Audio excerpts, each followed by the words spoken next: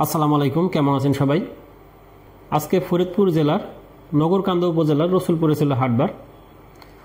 আমাদের আজকে যাওয়ার কথা ছিল, কিন্তু দুঃখের বিষয় আমার শফিকুল ইসলাম ভাই, আমার পার্টনার, গতকালকে তার বাবা হঠাৎ করে অসুস্থ হয়ে পড়ে। তিনি এখন হসপিটালে ভর্তি। শফিক ভাই সেখানেই আছেন, যার জন্য আজকে আমরা যেতে পারি না এবং পাটের আপডেটটা আমাকে দেওয়া লাগছে।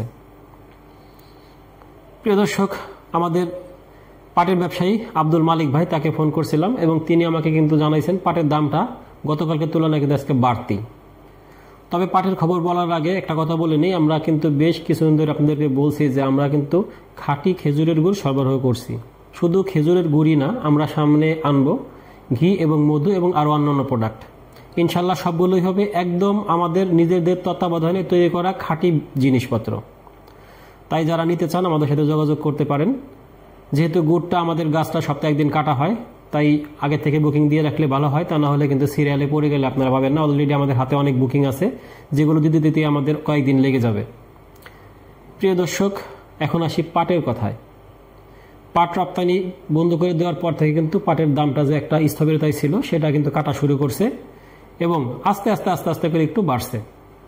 তবে হ্যাঁ, এখন যারা পাট বিক্রি করছে বেশিরভাগ কিন্তু এরা ছোট ক্ষুদ্র ব্যবসায়ী, যারা স্টক করে রাখছিল তারা অনেকেই আছে এবং কৃষক আছে কিছু। কিন্তু কৃষক যে প্রথম দিকে যদি দাম বাড়তো তাহলে কিন্তু কৃষক সেই সুবিধাটা পেত। এখন কিন্তু সেই সুবিধাটা কৃষক খুব একটা পাবে না, কারণ সব কৃষকের হাতে পাট নেই, আছে কিন্তু অল্প পরিমাণে। আজকে বাজার যেটা ছিল সেটা কিন্তু গতকালকে তুলনায় একটু বেশি। গতকালকে দেখছি আমরা 4250 টাকা, আজকে কিন্তু 4300 টাকা অ্যাভেলেবেল বিক্রি হচ্ছে। আর 4000 টাকার নিচে কোনো পাটই নাই বাজারে। যত খারাপ পাট হোক সেটা মিলশাট হলেও কিন্তু 4000 টাকা আছে। মিল মালিকের এই মুহূর্তে পাট কেনা অনেকটা চাপিয়ে দিছে, যার জন্য পাটের দামটা কিন্তু মাঝখানে পড়ে গেছিল। এখন আবার তারা কেনা শুরু করছে, কারণ সবারই একটা স্টক থাকে, মিলেরও কিন্তু একটা স্টক থাকে, স্টক এক সময় ফুরিয়ে আসে, যার জন্য তারা বেশি দিন কিন্তু চালাইতে পারবে না, দাম বাড়বেই এক সময়। সেটা হয়তো এখন না হলেও আগামী মাসে বেড়ে যাবে আশা করছি আমরা। তবে বাড়ার যে একটা প্রবণতা সেটা কিন্তু শুরু হয়ে গেছে।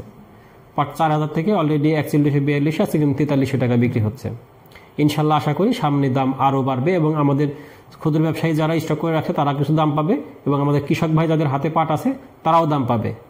এবং আমরা চাই যে পাটের একটা ন্যায্য মূল্য সবাই পাক, যেহেতু এটা খাদ্যপণ্য না, সবার উপরে এটা প্রভাব পড়ে না।